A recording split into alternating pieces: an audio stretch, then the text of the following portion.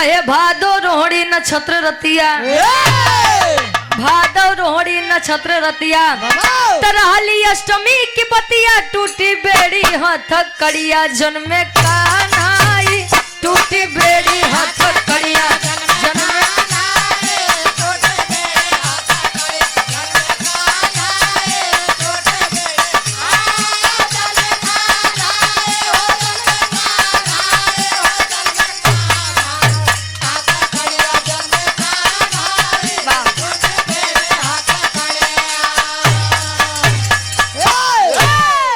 भादव रोहड़ी नक्षत्र रतिया राली अष्टमी की बतिया टूटी बेड़ी हथकड़िया जन्मे कान्हाई। जैसा कि आप लोग जानते हैं भगवान कन्हैया माई देवकी के 8वीं संतान रहे। भादव के महीना में रोहड़ी नक्षत्र में भगवान कन्हैया अष्टमी के दिन जन्म लिए हैं। जब भगवान कन्हैया के जन्म बा जैसा कि आप लोग जाना था कि 7 गदेला लोग बताओ थे 7 गदेला माई देवकी के मारा गए लेकिन नहीं 6 गदेला मारा गए 7वां गदेला कहाँ रहा नगर बुद्धिजीवी लोग बैठा है समझदार लोग बैठा है तो विचार करिए नहीं तो करे बात भी रहा वही के बारे में हुई। भगवान कन्हैया जब जन्म लिए तो माई देवकी के अंदर डर समाई गया। वासुदेव जी से कहा तई का छोटा सा भाई आया हुआ था भगवान कन्हैया के दया दृष्टि बनी रहे पढ़ लिख के अपने जिला जवार के नाम रोशन कर अपने माई बाबू के नाम रोशन कर आशीर्वाद दे लाख हम खुद नहीं ने जगह जगह हम खुद ही मांगत है। अच्छा कटोरा लेके आशीर्वाद मिलत है बारे तुहार ज्ञान अब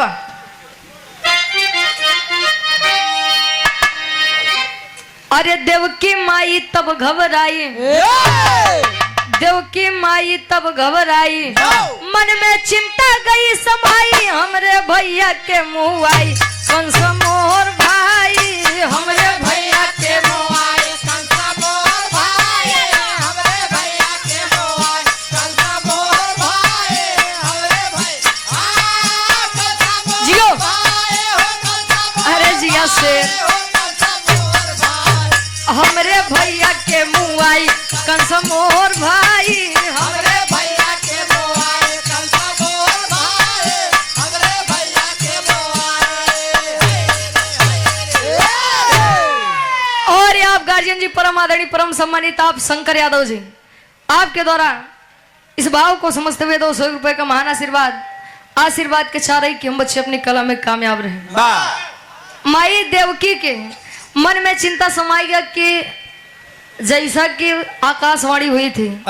कि मेरी 8वीं संतान मेरे भाई का काल बनेगी। 7 को तो मुझसे दूर कर दिया गया लेकिन 8वीं संतान अगर मुझसे दूर हुई तो इस पापी का अंत नहीं होगा। वासुदेव जी से विचार करता है तबले वासुदेव जी करत हैं का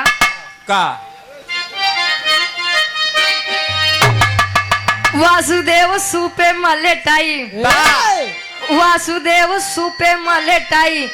आधी रतिया चलले भाई इंद्र नीर बरसाई कैसे आगे जाई इंद्र नीर बरसाई कैसे आगे जाए इंद्र नीर बरसाई कैसे आगे जाए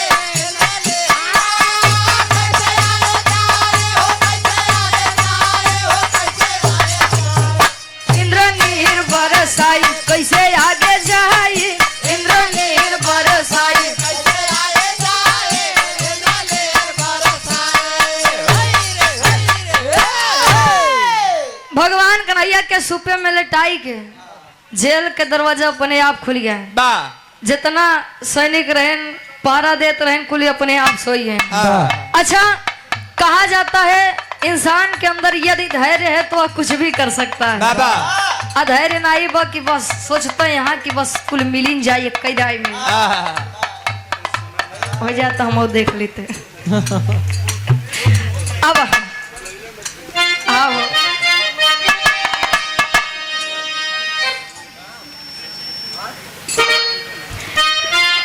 क्या बात है।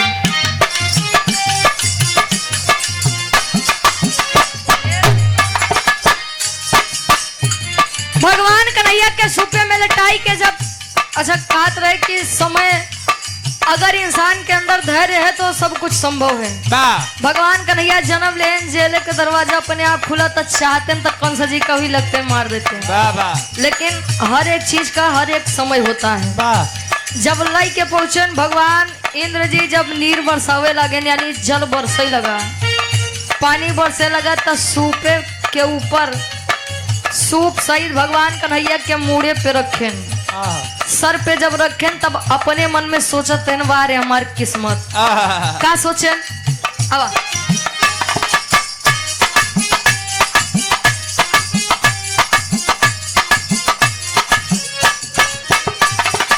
लड़की करे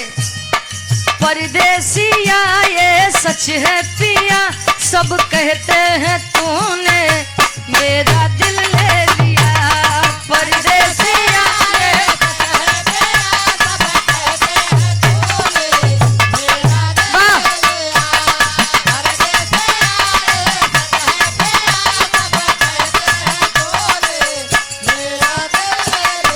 लेकिन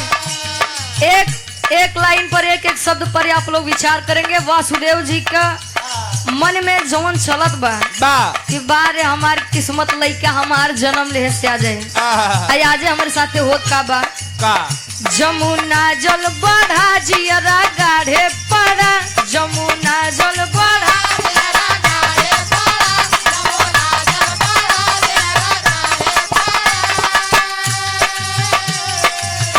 जमुना जल बढ़ा जियरा गाढ़े पड़ा पैदा होते बेटवना हमरे मुड़े चढ़ा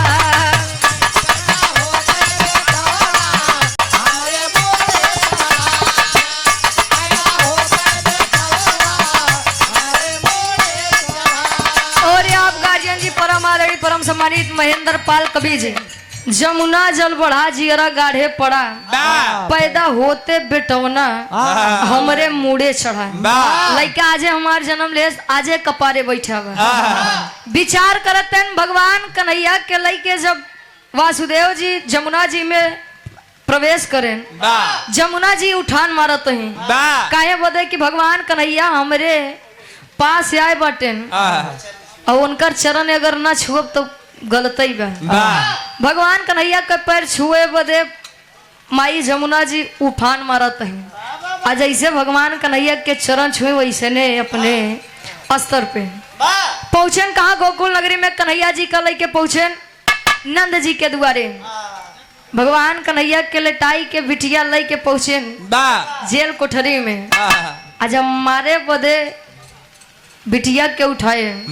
जाई के आसमान में उड़ के बतावत था कि हम के मारे से का हुई आपका काल गोकुल नगरी में पल रहा है आप डरिए अपने समय से अब वो लड़की भग के विंध्याचल वाली माई आखिरी भाव भगवान कन्हैया के बहन माई विंध्याचल वाली माई और कहा जाता है काल जब आता है तो किसी को बख्शता नहीं है चाहे उजे होए इसीलिए अहंकार करना गलत बात है नयापन के ना हमार के होगा झूठे कहा ही दुनियादारी में परेशान रहा विजय भैया ये गलत बात है न कुछ लई के आए न कुछ लई के जाबा सब यही धै देबा मेहरारू लड़किया बच्चा ही झगड़ के रही जाइए अब आखिरी भाव ओकर बाद बड़का भैया के नंबर बा अरे पप्पू यादव कई कवितैया अरे पप्पू यादव कई कवितैया रक्षा करे शारदा मैया रुचि यादव यहाँ गवैया